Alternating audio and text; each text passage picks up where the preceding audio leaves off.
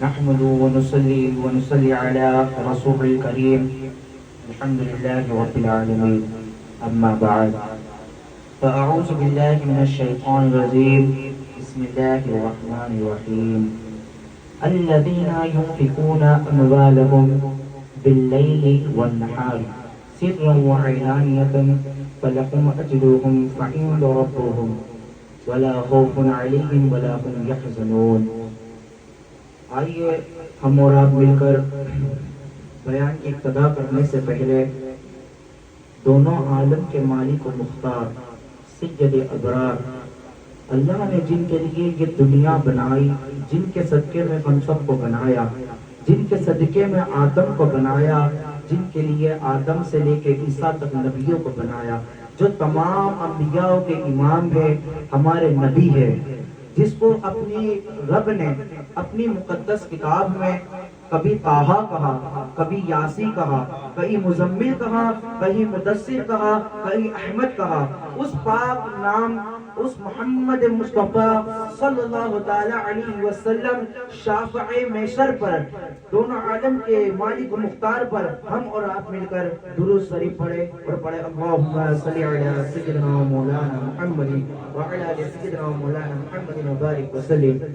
ہم اور آپ آج جس کے لیے یہ محفل سجائی ہے اس سرکار مولائے کائنات پر، جو کہ رسول صلی اللہ تعالی علیہ وسلم کے بھائی ہے، رسول اللہ کے داماد ہے، جو کہ شوہر بطول ہے، جو کہ عمران کے بیٹے ہے، جو کہ حسنین کریمین کے بابا ہے، جو کہ زینب کے بابا ہے، جو کہ سکینہ کے دادا ہے، جو کہ حضرت علی اکبر، حضرت علی اصغر کے دادا ہے، جو کہ قاسم کے دادا ہے، جو غوث پاک کے دادا ہے، جو احمد کبیر رفاعی کے دادا ہے، جو امین الدین رفاعی کے دادا ہے، جو عبد الرحیم رفاعی کے دادا ہے، جو خواجہ غریب نواز کے دادا ہے، جو خواجہ دانا سرکار کے دادا ہے، جو پیر بخاری کے دادا ہے، ان مولائے کائنات پر جو شاکی کوشر ہے، جو محمد مصطفیٰ صلی اللہ تعالی علیہ وسلم کے عزیز بھائی ہے، اس ذات شخصیت پر ہم اور آپ مل کر، جو فاتح خیبر ہے، جو ذوالفقار کا مالک ہے،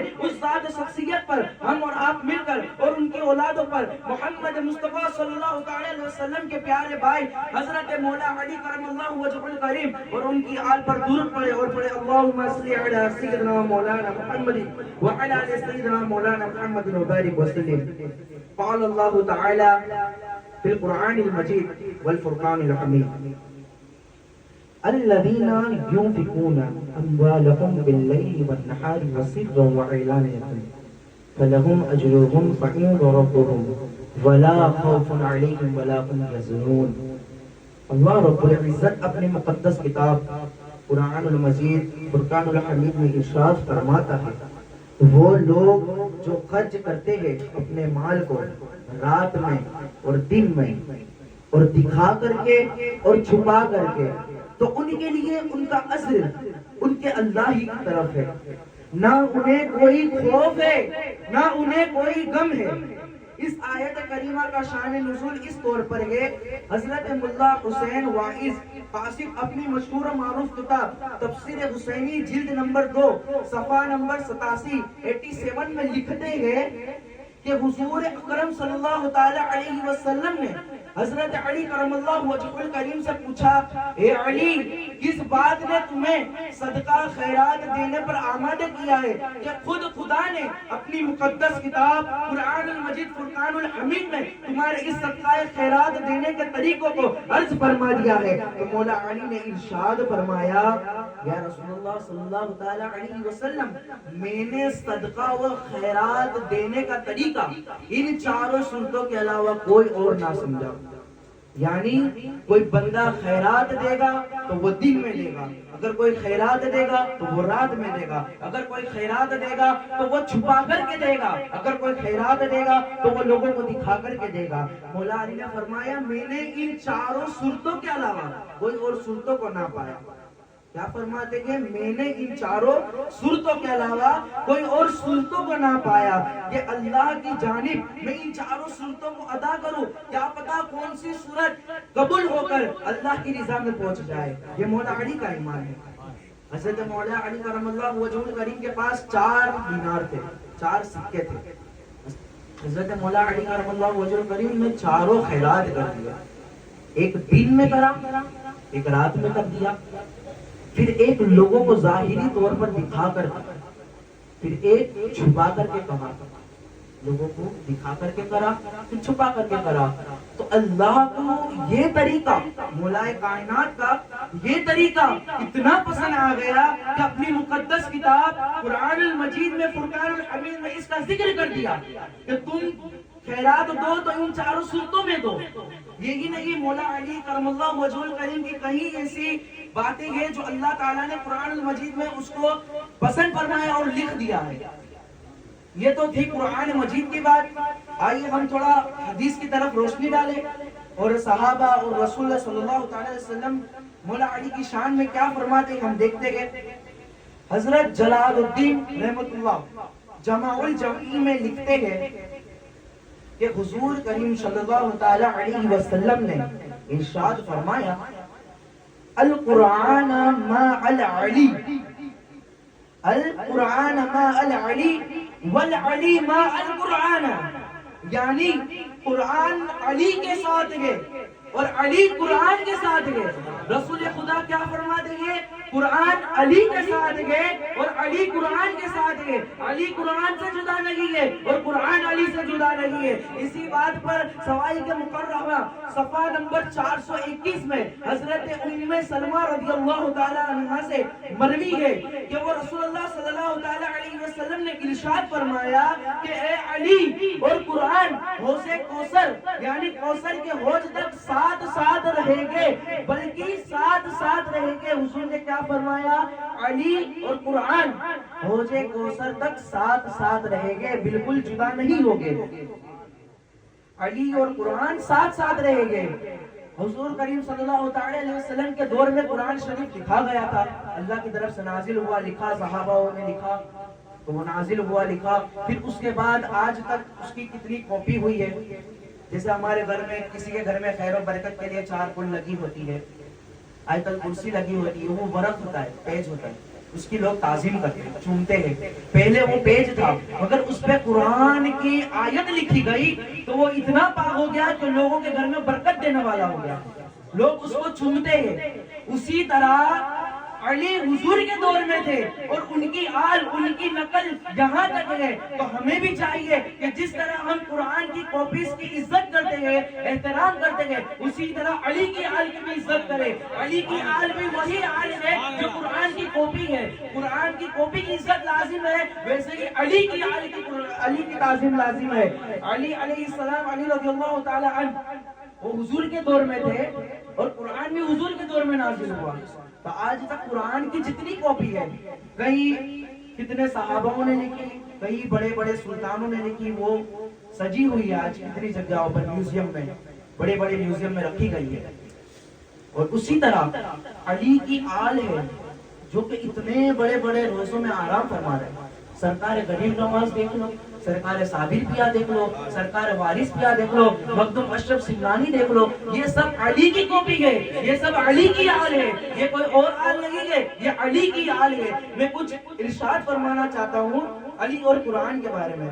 قرآن جیسی کتاب کوئی نہیں، علی جیسا امام کوئی نہیں. قرآن جید ہے، علی سید ہے. قرآن پاک ہے، علی بھی پاک ہے. قرآن میں سورہ کوثر ہے، علی شاکی کوثر ہے. قرآن میں سورہ رحمان ہے، علی رحمان کی جان ہے. قرآن میں سورہ آل عمران ہے، علی اولاد عمران ہے. قرآن میں سورہ مومنون ہے، علی امیر المومنون ہے. قرآن میں سورہ منافقون ہے، علی قاتل المنافقون ہے. قرآن پڑھنا عبادت ہے، علی علی کرنا عبادت ہے. قرآن کو نجس چھو نہیں سکتا، قرآن کو نجس چھو نہیں سکتا، منافق علی علی کر نہیں سکتا.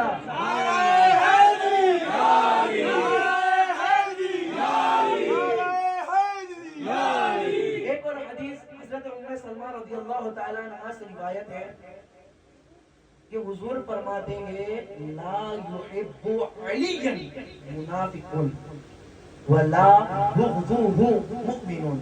اس کا معنی کیا ہے؟ یعنی وہی منافق ہی ہوگا جو علی سے بغض رکھے گا، اور کوئی مومن ہی ہوگا جو علی سے محبت کرے گا. تو ثابت کیا ہوتا ہے, یہاں جتنے بیٹے گئے اس میں سے کسی کا چہرہ نہیں بگڑا, سب کے چہرے کھل گئے. یعنی ہم مومن ہیں, ہمارے سامنے اگر علی کا ذکر ہوتا ہے تو ہمارے چہرے کھل جاتے ہیں. اگر کسی منافق کے آگے علی کا ذکر ہوتا ہے تو اس کے چہرے بگڑ جاتے ہیں. یہ علی کے مومن اور علی کے منافقوں کی بات ہے.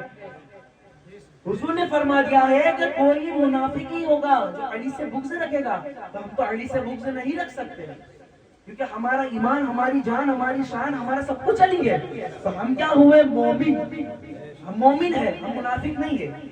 ایک اور روایت حضرت ام سلمہ رضی اللہ تعالیٰ عنہ فرماتے ہیں, اس کو میں نے ترمذی شریف جلد نمبر 2 صفحہ نمبر 712 اور میرۃ المنیجہ جلد نمبر 8 صفحہ نمبر 423 اس میں سے نکالا ہے کہ حضرت ام سلمہ رضی اللہ تعالیٰ عنہ روایت کرتی ہے, اللہ کے رسول صلی اللہ علیہ وسلم نے ارشاد فرمایا, من سب علیًا من سب علیًا فقد سبنی علی. کیا فرمایا, من سب علیًا فقد سبنی, یعنی جس نے علی کو برا کہا اس نے مجھے برا کہا. حضور فرماتے ہیں جس نے علی کو برا کہا اس نے مجھے برا کہا, جس نے حضور کو برا کہا اس نے خدا کو برا کہا, جس نے حضور کو برا کہا اس نے خدا کو برا کہا.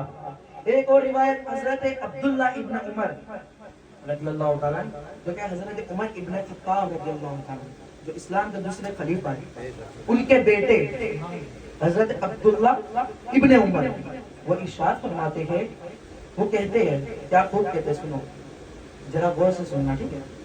اللہ کے رسول صلی اللہ تعالیٰ علیہ وسلم نے اپنے صحابہ کے درمیان بھائی چارہ کرایا, مطلب سب صحابہ کو ملایا کہ تم اس کے بھائی ہو, تم اس کے بھائی. جب ہجرت کے بعد تمام مہاجرین جب انصار کے پاس پہنچے تو سب کا بھائی چارہ کرایا. کس نے, حضور کریم صلی اللہ علیہ وسلم. سننا, سب کا بھائی چارہ کیا. مولا علی صاحب کھڑے تھے حضور کے پاس, مولا علی دیکھ رہے ان کو, کسی کا بھائی نہ بنتا. مولا علی کا آنکھ میں آنسو آ گئے, حضور سے ارشاد فرمایا, یا علی, یا حضور صلی اللہ علیہ وسلم, آپ نے تو سب کو بھائی بنا دیا, میں.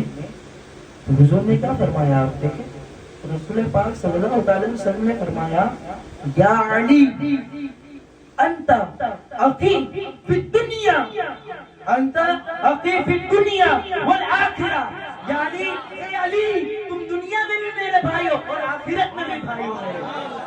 یہ صرف وہی شخصیت ہے جس کو حضور نے فرمایا کہ تم دنیا میں بھی میرے بھائی ہو. کیا کہا, بھائی تم دنیا میں بھی میرے بھائی ہو اور قیامت میں بھی میرے بھائی رہو گے.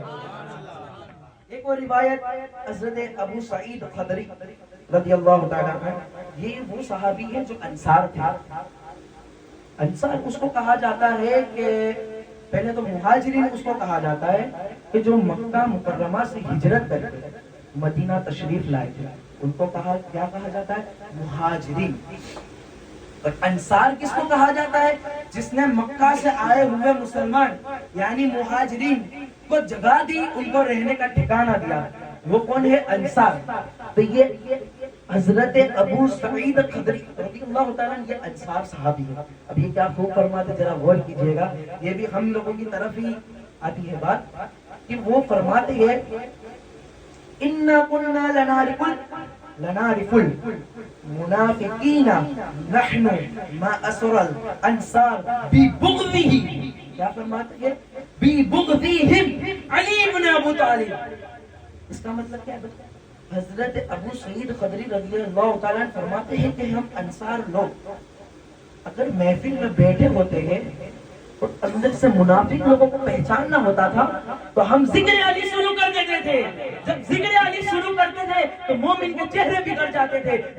مومن جب سنتا تھا علی کی بات تو اس کے چہرے کھل جاتے تھے, اور وہ منافق جب علی کی بات سنتا تھا تو اس کا چہرہ بگڑ جاتا تھا اور وہ محفل میں سے اٹھ کر چلا جاتا تھا. یہ انصار صحابی کا جو طریقہ ہے یہ ہم آج بھی دیکھتے ہیں کہ ہم کہیں جگہ پہ علی اور اس کے والد کی تعظیم سے باتیں کرتے ہیں, ان کا ذکر کرتے ہیں, تو وہاں پہ جو بیٹھے ہوئے منافق ہوتے ہیں, مومن کے درمیان جو بیٹھے ہوئے منافق ہوتے ہیں, اس کے چہرے خراب ہو جاتے ہیں اور وہ محفل میں سے اٹھ جاتے ہیں. یہ علی کی شان بتا رہا ہوں اس کے چہرے بگڑ جاتے ہیں اور وہ اٹھ کر چلا جاتا ہے. یہ منافقوں کی پہچان ہے کہ جب علی کا ذکر ہوتا ہے تو وہ اٹھ کر چلا جاتا ہے.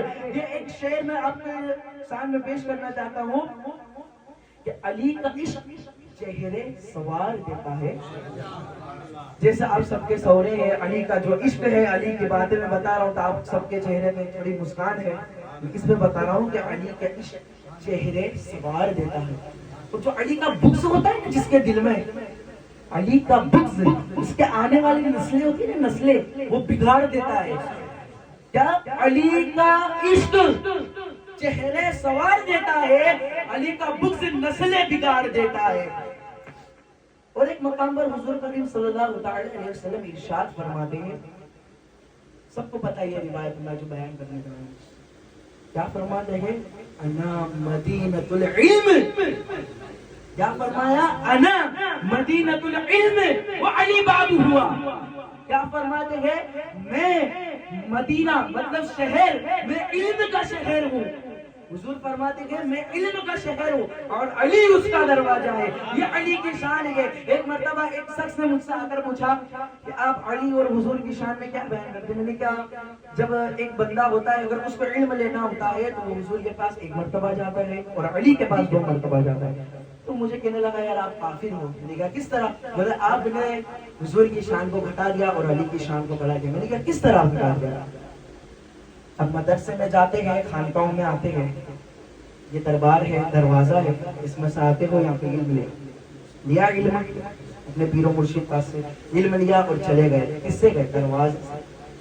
2 بار کس کے پاس گئے؟ دروازے پاس. علی کیا ہے؟ علم کے شہر کا دروازہ ہے. تو اگر کسی کو علم لینا ہوگا حضور کے پاس سے تو وہ پہلے علی سے گزرتا ہوا نبی پاس جائے گا. اور اگر نبی کے پاس سے اس نے علم لے لیا, علم پورا کر لیا, علی حضور کے پاس تو علم کی کمی نہیں ہے مگر اس نے مختصر سا علم حضور کے پاس سے لے لیا, پھر اس کو نکلنا ہوگا تو علی کے دروازے سے ہی نکلنا پڑے گا. تو اس لیے میں نے کہا کہ علم لینا ہوگا تو حضور کے پاس 1 مرتبہ جانا ہوگا اور اگر علم لینا ہوگا تو علی کے پاس 2 مرتبہ جانا ہوگا. حضور کے پاس 1 مرتبہ اور علی کے پاس 2 مرتبہ. ایک اور پیاری سی حدیث اور بہت بڑی حدیث ہے, یہ میں نے 3-4 کتابوں سے نکالی ہے. ایک حدیث ہے کہ حضرت ابو بکر صدیق رضی اللہ عنہ جو کہ ہمارے پہلے خلیفہ ہیں, ہم مومنوں کے پہلے خلیفہ ہیں, جس نے علی کے عشق رکھنا ہو وہ پہلے خلفاؤں کا عشق رکھنا. اگر خلفاؤں کا عشق ہوگا تو ہی علی کا عشق مکمل ہوگا. اگر ان کا عشق نہیں تو پھر سمجھو تم بھی منافق ہو. بھلے تم کتنا بھی علی علی کر لو مگر جب تک تمام صحابہ اور خلفائے راشدین کا عشق تمہارے دل میں نہیں تب تک تم مومن نہیں ہو, تم منافق ہو. ان بات پہ واپس کرتے ہیں کہ ایک حدیث میں حضرت ابو بکر صدیق رضی اللہ تعالیٰ عنہ اور حضرت علی رضی اللہ تعالیٰ عنہ کا مکالمہ ملتا ہے. مکالمہ یعنی بات چیت, سچ دوسرے سب سے بات کرتا ہے اسے کہتے ہیں مکالمہ, اردو ورڈ. تو حضرت ابو بکر صدیق رضی اللہ تعالیٰ عنہ اپنے گھر سے نکلے اور کس طرف جا رہے تھے؟ حضور کی زیارت کرنے. اب ساتھ ہی اتفاق دیکھیے مولا علی بھی اپنے گھر سے نکلے, کس لیے؟ حضور کی زیارت کرنے. اب دونوں صاحب مل گئے راستے میں تو کہا علی آپ کہاں جا رہے ہو؟ حضرت ابو بکر صدیق فرماتے علی آپ کہاں جا رہے ہو؟ ابو بکر صدیق نے کیا کہا, علی نے کیا کہا پتا, میں بھی حضور کی زیارت کرنے جا رہا ہوں. حضرت ابو بکر نے کہا چلو اپنے 2 ساتھ میں جاتے ہیں. اپنے 2 ساتھ میں جاتے ہیں. جب حضور کے بارگاہ میں حضور کے گھر مبارک کے پاس دونوں صحابہ پہنچے, دونوں یار, تو دیکھتے ہیں دور سے کہ بھائی حضور کریم صلی اللہ علیہ وسلم کا گھر کا دروازہ بند ہے. حضور اندر آرام فرما رہے, گھر کا دروازہ بند ہے. جب پاس پہنچے تو حضرت علی نے فرمایا حضرت ابو بکر تم پہلے دروازہ کھٹکھٹاؤ. حضرت ابو بکر نے فرمایا نہیں علی تم کھٹکھٹاؤ. حضرت علی نے کیا فرمایا پتہ کہ آپ غار یار ہو, حضور کے غار یار ہو اور افضل البشر ہو بعد الانبیاء, آپ پہلے دروازہ کھٹکھٹائے. تو حضرت ابو بکر صدیق رضی اللہ تعالیٰ عنہ مولا علی کی شان میں کیا فرماتے پتہ ہے کہ میں نے سنا ہے سرکار صلی اللہ علیہ وسلم کے فرماتے ہوئے سنا کہ آقا فرماتے تھے اے لوگوں میں نے علی کے نکاح میں اپنی لخت جگر نور نظر سیدۃ النساء سیدہ فاطمہ الزہرا سلام اللہ علیہا دی ہے، جو کہ ساری عورتوں کی سلطان، ساری عورتوں کی ملکہ، سارے عورتوں کی نگہبان ہے۔ وہ فاطمہ الزہرا کو میں نے علی کے نکاح میں دی ہے۔ تو حضرت ابوبکر فرماتے ہیں کہ آپ اتنی بڑی شان رکھتے ہو تو پہلے دروازہ آپ کھٹکھٹائیں۔ پھر ایک بار حضرت علی نے پھر حضرت ابوبکر کی شان بتائی، پھر حضرت ابوبکر نے کہا کہ نہیں، میں نے حضور کریم صلی اللہ علیہ وسلم سے فرماتے ہوئے سنا کہ اے لوگوں، جو بندہ حضرت آدم علیہ السلام کی بزرگی دیکھنا چاہے، جو بندہ حضرت یوسف کے حسن کو دیکھنا چاہے، جو بندہ موسیٰ کے جلال کو دیکھنا چاہے، جو بندہ حضرت عیسیٰ کے تقوی پرہیزگاری کو دیکھنا چاہے، جو بندہ محمد عربی صلی اللہ علیہ وسلم کے خلق عظیم کو دیکھنا چاہے، وہ میرے علی کو دیکھ لے۔ علی میں آدم کی بزرگی دیکھنے ملے گی، علی میں یوسف کا حسن و جمال دیکھنے ملے گا، علی میں موسیٰ کا جلال دیکھنے ملے گا، علی میں عیسیٰ کا تقوی پرہیزگار دیکھنے ملے گا، اور علی میں محمد عربی صلی اللہ علیہ وسلم کا خلق عظیم دیکھنے کو ملے گا۔ پھر چمن کلی کلی ابو بکر عثمان علی، چمن کلی کلی ابو بکر عثمان علی، نعرہ حیدری یا علی، نعرہ حیدری یا علی۔ پھر مولا علی نے ایک اور مرتبہ حضرت علی حضرت ابوبکر کی شان میں کچھ کہے، پھر حضرت ابوبکر صدیق کیا فرماتے بتائیں کہ میں نے حضور کریم صلی اللہ علیہ وسلم کو فرماتے ہوئے سنا، اے لوگوں، جب قیامت کا دن ہوگا تو میرا علی اور اس کی اولادیں جنتی اونٹنیوں پر سوار ہو کے جنت میں جائے گی۔ کہاں جائے گی؟ جنت میں۔ تو لوگ سوال کریں گے اے رب کائنات، کیا یہ کسی انبیاء کی سواری ہے؟ تو رب کائنات ارشاد فرمائے گا کہ اے لوگوں، یہ کسی انبیاء کی، کسی نبی کی سواری نہیں ہے، یہ میرا آخر الرسول اللہ صلی اللہ علیہ وسلم، آخر النبی حضرت محمد مصطفیٰ صلی اللہ علیہ وسلم کا جو بھائی ہے علی، وہ ہے اور اس کی اولادیں ہیں۔ جو کہ انبیاء جس طرح نور سے گئے، اسی طرح علی اور اس کی اولاد جنت میں اونٹنیوں والی نورانی اونٹنیوں پر بیٹھ کے جائیں گے۔ اور پھر حضرت علی کی شان میں انہوں نے اتنی بڑی بات رکھی، پھر حضرت علی نے ابوبکر کی شان میں اور ایک مرتبہ آپ نے کہا، پھر حضرت ابوبکر صدیق نے پھر سے آپ کی شان بیان کی اور کہا کہ اے علی، میں نے رسول اللہ صلی اللہ علیہ وسلم کو فرماتے ہوئے سنا، جب قیامت کا دن ہوگا جنتی جنت میں چلے جائے گا، جہنمی جہنم میں چلے جائے گا، میں بھی اللہ کے حکم سے جنت کی طرف چلا جاؤں گا۔ اور فرماتا ہے محمد عربی صلی اللہ علیہ وسلم، میں بھی اللہ کے حکم سے جنت میں چلا جاؤں گا۔ دائیں طرف میرا بنگلہ محل ہوگا، جنت میں میرا محل دائیں طرف ہوگا، اور میری بائیں طرف میرے دادا حضرت ابراہیم علیہ السلام کا محل ہوگا۔ پتہ ہے ان دونوں کے درمیان کس کا محل ہوگا؟ ان دونوں کے درمیان، دو نبیوں کے درمیان ایک اللہ کے ولی یعنی حضرت مولا علی کرم اللہ وجہہ الکریم کا محل ہوگا۔ دو نبیوں کے درمیان ایک اللہ کے ولی کا محل ہوگا۔ اب اسی طرح دونوں ایک دوسرے کی تعریفیں کر رہے تھے۔ اب دیکھو لوگوں، جب حضرت ابوبکر صدیق اور حضرت علی میں کسی طرح کی لڑائی ہوتی، جھگڑا ہوتا، تو وہ دونوں کبھی ایک دوسرے کی تعریف نہ کرتے۔ یہ تو ان کی محبت ہے کہ دونوں ایک دوسرے کو بڑھاوا دے رہے، نہیں پہلے آپ، نہیں پہلے آپ۔ تو ہمیں بھی لہٰذا چاہیے کہ ہم حضرت ابوبکر صدیق، حضرت عمر فاروق، حضرت عثمان غنی، تمام صحابہ کی عزت و احترام کریں اور خلفائے راشدین کی عزت و احترام کریں۔ پھر بہت وقت ہو گیا، دونوں نے ایک دوسرے کی تعریف کری، تو اللہ کی جانب سے جبرائیل کو حکم آیا، جبرائیل جاؤ محمد پاس۔ جبرائیل علیہ السلام آئے حضور کریم صلی اللہ علیہ وسلم کے دربار میں اور کہا محمد عربی صلی اللہ علیہ وسلم، اللہ کا حکم ہے کہ اب آپ دروازہ کھول لیں۔ کیا فرمایا؟ اب آپ دروازہ کھول لیں۔ محمد عربی صلی اللہ علیہ وسلم اٹھے اور گئے، دروازہ کھولا اور اپنے دونوں یاروں کو یعنی حضرت ابوبکر صدیق اور حضرت علی کرم اللہ وجہہ الکریم، ان دونوں کو گلے سے لگا لیا۔ ایک سائڈ حضرت ابوبکر صدیق تھے اور ایک سائڈ حضرت علی تھے. دونوں یاروں کو دروازہ کھولتے ہی گلے لگایا. یہ تو ہم نے حضرت ابوبکر صدیق رضی اللہ تعالیٰ عنہ کی روایتوں سے ان کے منہ سے حضرت علی کی تعریف سنی. اب اسلام کے دوسرے خلیفہ حضرت عمر رضی اللہ تعالیٰ عنہ شان علی میں یوں بیان کرتے ہیں کہ لو لنا علی حلقت العمر. کیا فرماتے گئے؟ لو لنا علی وحلقت العمر. اگر حضرت علی نہیں ہوتے تو یہ عمر ہلاک ہو گیا ہوتا. اگر علی نہیں ہوتے تو یہ عمر ہلاک ہو گیا ہوتا. یہ کون فرما رہا ہے؟ اسلام کے دوسرے خلیفہ حضرت عمر، جن کی شان بہت بڑی بڑی کتابوں میں لکھی گئی ہے. ان کا شان اور دبدبہ بہت خطرناک تھا. ان کے جب آہٹ سنتے تھے تو شیطان اگر دوسری سائڈ ہوتا تھا تو ان کی قدموں کی آہٹ سن کر شیطان بھاگ جاتا تھا. یہ حضرت عمر تھے. تو یہ کیا فرماتے ہیں کہ اگر علی میرے ساتھ نہیں ہوتا نا تو میں ہلاک ختم ہو گیا ہوتا. یہ حضرت عمر فرماتے ہیں. یہ سارے فضائل و مناقب حضرت علی کے بارے میں تھے. میں نے اس کو سلطان کربلا، تاریخ کربلا اور شہید ابن شہید، یعنی والد بھی شہید اور بیٹا بھی شہید، اس کتابوں سے میں نے نکالا ہے. آپ کے سامنے میں نے اتنے سارے فضائل و مناقب علی رکھے.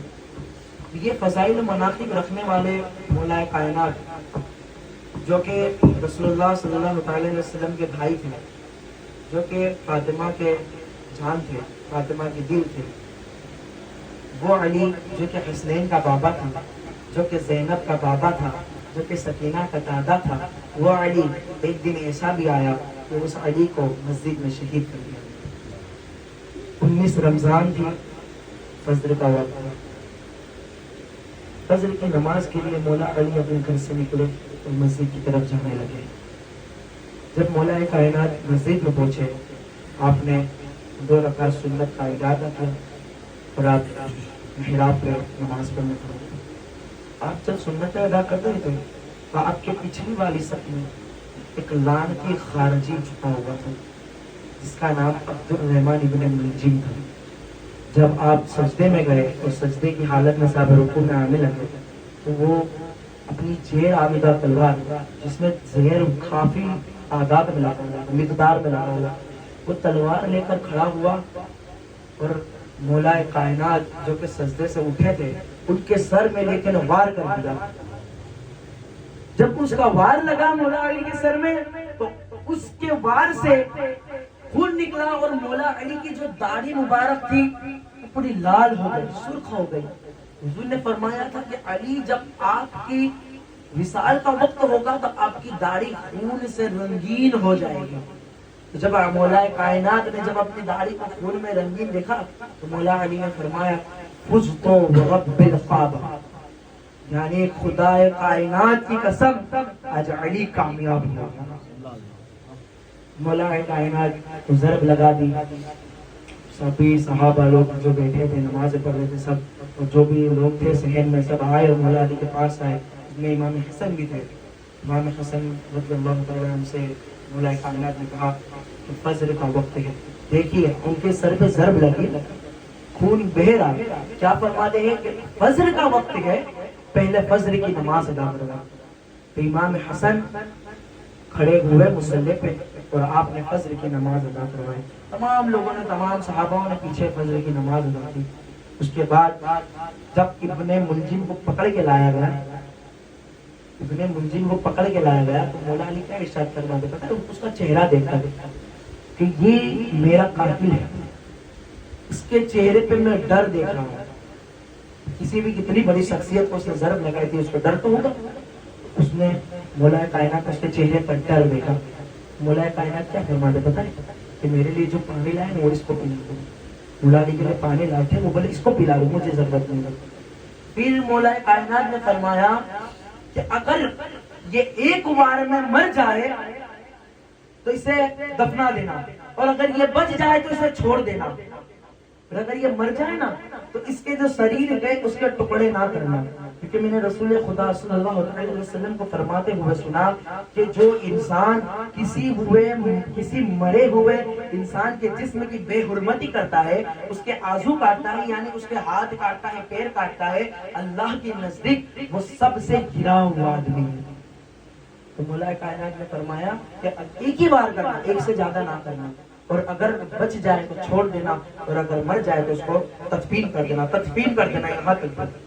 پھر آپ کو گھر لے جایا گیا، پھر ایک حکیم کو بلایا گیا، حکیم نے آپ کو دیکھا تو اس تلوار میں اتنا زہر تھا کہ اس تلوار کا زہر نکال دی میں نے تو پورے کوفہ والے وہ زہر پی لے تو سب مر جائے، اتنا زہر اس تلوار میں تھا۔ پھر مولا علی کو 21 رمضان کی سب آئی، تاریخ آئی 21 رمضان جو کہ آج ہے۔ آپ نے اس دن دنیا فانی سے دار ابد کی طرف کچھ کر دی۔ وہ مولا کائنات جس کو اللہ کے رسول صلی اللہ تعالی علیہ وسلم نے منبر پر کھڑا کر کے ہاتھ پکڑ کے کہا تھا کہ میں جس کا مولا علی اس کا مولا، جو ذوالفقار کا مالک ہے، تو مولا کائنات 21 رمضان کو اس دنیا فانی سے کچھ کر رہے۔ پھر مولا کائنات کے جو جسم مبارک تھا اس کو حسنین قریبین اور عبداللہ ابن جعفر ان دونوں نے مل کر ان کو غسل دیا، اور مولا علی پہ فرمایا تھا مولا علی نے کہ میرا نماز جنازہ پڑھانے کے بعد ایک اٹھنی ظاہر ہوگی، وہ اتنی نورانی ہوگی، اس پر میرا جنازہ رکھ دینا، وہ جہاں جا کے ٹھہرے گی وہی میری قبر ہوگی، وہی مجھے تدفین کر دینا۔ تو ایسا ہی کیا حضرت امام حسن رضی اللہ تعالیٰ عنہ نے آپ کی جنازہ نماز پڑھائی۔ یہ صرف 4 ہی لوگ تھے جنازے میں مولا کائنات کے، کیونکہ کوفہ والے غدار تھے۔ مولا کائنات کہ اگر پتا چل جاتا کہ ان کی قبر انور وہاں ہے تو انہیں بعد میں بھی تکلیف پہنچاتے، تو آپ کو آپ کی جنازہ نماز پڑھائی، پھر آپ کے لیے ایک اٹھنی ظاہر ہو گئی، پھر آپ کا جنازہ اس پہ لاد دیا گیا، رکھ دیا گیا، پھر آپ کا جنازہ وہ اٹھے لے کر چلتی گئی۔ ایک جنگل تھا، وہ جنگل کے درمیان میں ایک سنہرا چمکتا پتھر تھا بڑا، وہاں پہ رک گئی وہ۔ حسنین کریمین نے جب چمکتا پتھر دیکھا تو انہوں نے وہ پتھر ہٹایا، وہ پتھر ہٹاتے ہی قبر بنی تھی۔ تو قبر میں کیا لکھا تھا پتہ ہے؟ اللہ کے نبی نوح نجی اللہ کی طرف سے اللہ کے ولی علی ولی اللہ کے لیے قبر بنائی ہے۔ یہ ایک واحد شخصیت ہے جو کعبے میں پیدا ہوتا ہے، جو مسجد میں شہادت پاتا ہے، اور جس کی قبر ایک نبی بنا کے جاتا ہے۔ یہ کب بنائی تھی؟ حضرت نوح علیہ السلام جب کشتی نوح طوفان ساند ہوا، طوفان نوح، اس کے بعد اللہ کی طرف سے حکم آیا، حضرت نوح علیہ السلام ایک قبر کھود رہے تھے، تو آپ کے ساتھی وہاں سے گزر رہا تھا، اس نے پوچھا کہ یہ کیا کر رہے ہیں؟ تو حضرت نوح علیہ السلام نے کہا کہ یہ میں قبر کھود رہا ہوں۔ تو بولے ابھی تو کسی کا انتقال نہیں ہوا، قبر کھود رہے ہو؟ ظاہر سی بات ہے کسی کا انتقال ہوتا ہے تب قبر کھودتے ہیں۔ تو بولے آپ قبر کھود رہے ہو؟ بولے ابھی کسی کا انتقال نہیں ہوا، میرے کہیں نبیوں کے بعد ایک نبی آئے گا جو ہم تمام نبیوں کے امام ہوگا، وہ نبی کے امام ہوگا جو کہ محمد مصطفیٰ صلی اللہ تعالی علیہ وسلم ہے، ان کا ایک بھائی ہوگا جس کا نام علی ہوگا، یہ اس کے لیے قبر۔ تو نوح علیہ السلام نے طوفان نوح کے بعد سے تب تک کے لیے قبر رکھ دی گئی تھی۔ وہ علی کی شخصیت ہے جن کے لیے قبر بنائی گئی، وہ علی ہے جن کے لیے ایک نبی نے قبر کھودی۔ یہ مولا کائنات کی شان۔ اب میں نے آپ کو بتایا کہ ان کو ایک جنگل میں مدفن کیا تھا، مولا کائنات کو جنگل تھا پورا بیابان۔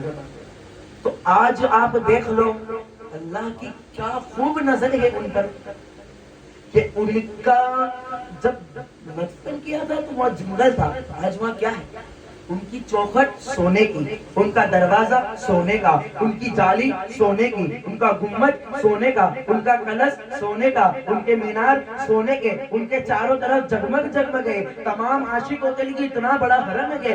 انہی کی بات چھوڑو، ان کے بیٹے امام حسین کا روزہ دیکھ لو، ان کی جالی سونے کی، چوکھٹ سونے کی، دروازے سونے کے، گنبد سونے کا، کلش سونے کا، مینار سونے کے۔ عباس کی بات دیکھ لو، کلش سونے کا، گنبد سونے کے، مینار سونے کے، چوکھٹ سونے کی، دروازہ سونے کا۔ اب کس کی بات؟ غوث اعظم دستگیر کی دیکھ لو، ان کی جالی چاندی کی، ان کے اوپر سونے جڑے، ہیرے جڑے، ان کی چوکھٹ چاندی کی۔ پھر خواجہ معین الدین چشتی دیکھ لو، ان کی دیکھو دربار کتنا نورانی دربار ہے، ان کے دربار میں کتنی ہی چاندی، کتنا ہی سونا، کتنے ہی جواہرات جڑے ہوئے۔